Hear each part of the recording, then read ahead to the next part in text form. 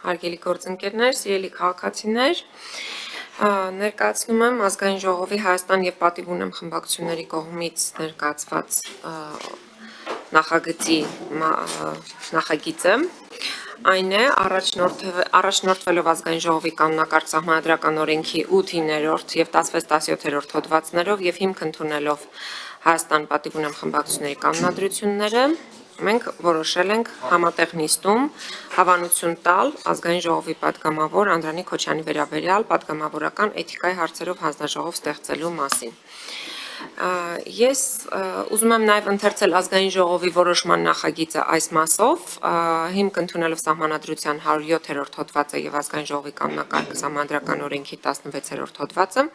ստեղծել Ազգային ժողովի պատգամավոր Անդրանիկ Քոչյանի վարքագծի վերաբերյալ պատգամավորական էթիկայի հարցերով հանձնաժողով քննելու նրա վարքը եւ հանձնաժողովի անդամների թիվը առաջարկում ենք սահմանել 5, գործունեության ժամկետը 2 ամիս, իսկ եզրակացության ներկայացման ժամկետը մինչև հանձնաժողովի գործունեության ժամկետի ավարտը։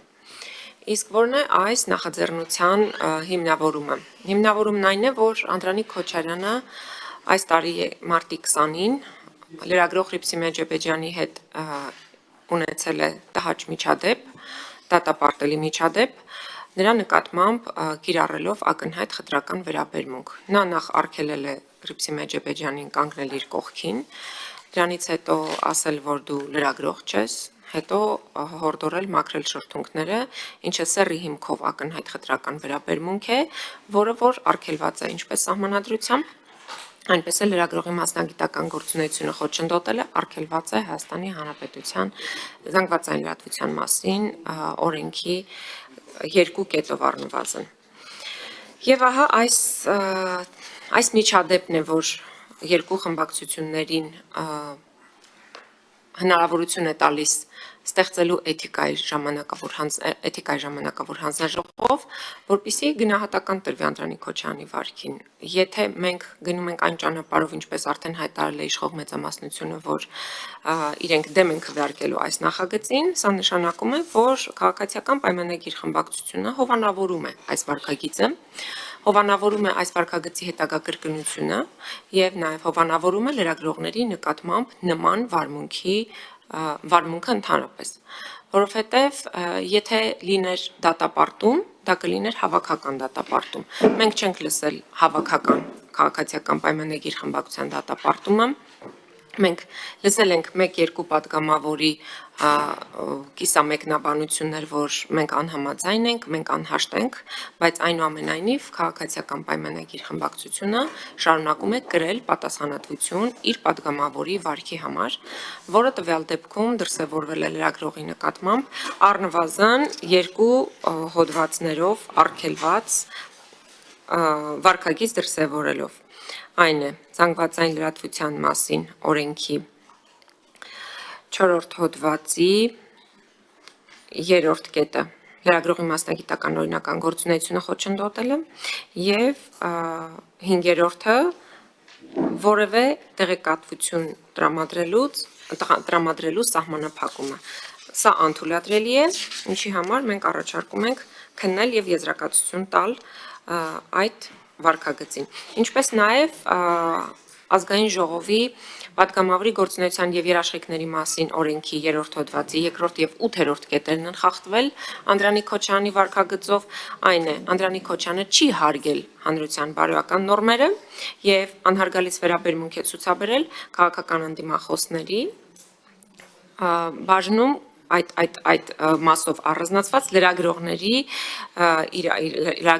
լիազորությունները իրականացնելիս։ Հետևաբար առնվազն 2 կետով Ազգային ժողովի պատգամավորների գործունեության եւ երաշխիքների մասին օրենքով նախատեսված Անդրանիկ Քոչյանը ունի խախտում, ինչը որ ակնհայտ է եւ կարծում եմ այստեղ որևէ մեկը որ նստած է, չկա այդպիսի մարդ, որը համաձայն չէ այդ դրսևորման հետ։ Եվ նաեւ ուզում եմ Անդրանիկ Քոչյանի նաեւ արդարացումներին անդրադառնալ, երբ որ նա հայտարարել է, որ մեջ բերել է սրբազանի խոսքերը։ Սա ակնհայտ մանիպուլյատիվ հնարք է, որովհետև Բագրատ Սրբազանը Հռիփսիմե Ջեբեջյանի հետ խոսելու ժամանակ հստակ խոսել է սատանաների մասին եւ նա սատանաներին մեջբերման համար է լրագրողին հորդորել որպես սրբազան մաքրել շուրթերը։ Եվ սատանաների մասին խոսելու ժամանակ նա տվել է որևէ մեկի անունը, որը ես չեմ հիմա հնչեցնի, որովհետև չեմ ուզում որևէ մեկին թիրախավորել տվյալ դեպքում, բայց այս երևույթը եթե մենք քննարկում ենք, հիմա մենք չպետք է մյուսին էլ թիրախավորենք, հիմա մի հատ էլ մյուսի մասով էթիկայի հանձնաժողով փորձենք ձևավորել, այնուամենայնիվ անթույլատրելի վարք է դրսևորվել, եւ եթե այստեղ դուք խոսում եք, որ անհանդուրժողականություն չգիտեմ, փորձենք միմյանց նկատմամբ ավելի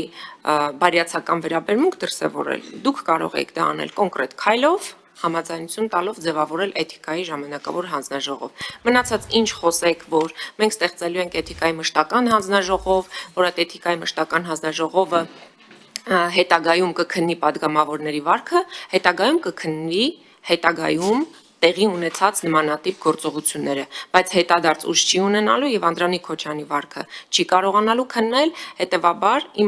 իմ խոսքի սկզբնամասում ասված հատվածը, որ Անդրանիկ Քոչյանի վարքը հովանավորվում է իշխող ԿՊ-ի կողմից, շարունակում է մնալ ուժի մեջ։